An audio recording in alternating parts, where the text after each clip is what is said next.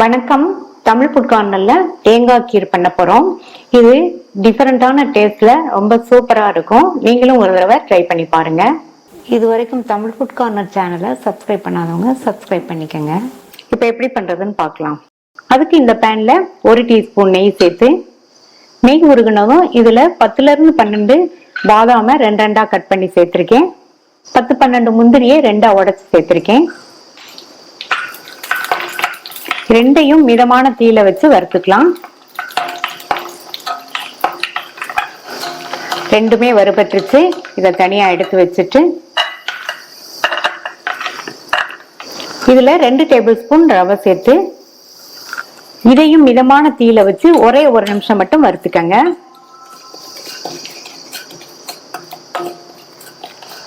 ரவை நெய்லயே வறுபட்டு நல்ல ஒரு வாசனை வந்துருச்சு. இதுல 1/2 லிட்டர் ஃபுல் ஃபேட் மில்க் சேர்க்கிறேன். இது காய்ச்சி ஆற வச்ச பால்.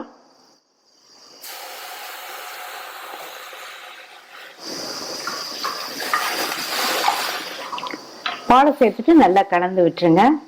இந்த பால் நல்லா சூடாகி கொதிச்சு வரட்டும். இப்ப பாத்தீங்கன்னா பால் கொதிக்க ஆரம்பிச்சிருச்சு.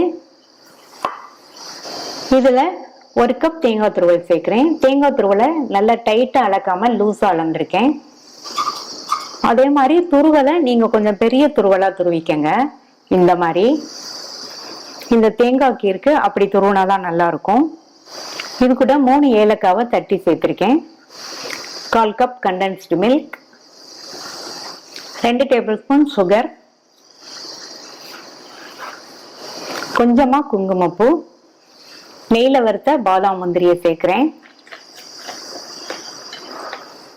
ஸ்டவ் மீடியம் ஃப்ளேமுக்கும் லோ ஃப்ளேமுக்கும் நடுவில் வச்சு இந்த மாதிரி கலந்து கொடுங்க. இந்த பால்ல இந்த தேங்காய் நல்லா வெந்து திக்காய் வரட்டும்.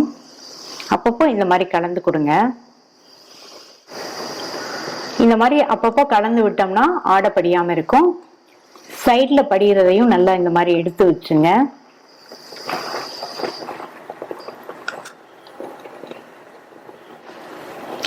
இப்ப 4 நிமிஷம் ஆச்சு. திக்காய் வந்திருக்கு பாருங்க.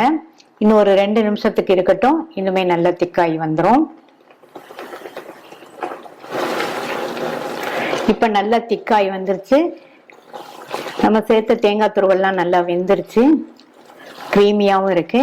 இது கரெக்டான கன்சிஸ்டன்சி. இப்ப ஸ்டவ் ஆஃப் பண்ணிட்டு சர்வ் பண்ணிடலாம். நல்லா சூப்பரா சுவையான தேங்காய் கீர் ரெடி ஆயிடுச்சு. நீங்களும் ஒரு தடவை ட்ரை பண்ணி பார்த்துட்டு உங்கள் கமெண்ட்ஸை சொல்லுங்கள். தேங்க்யூ.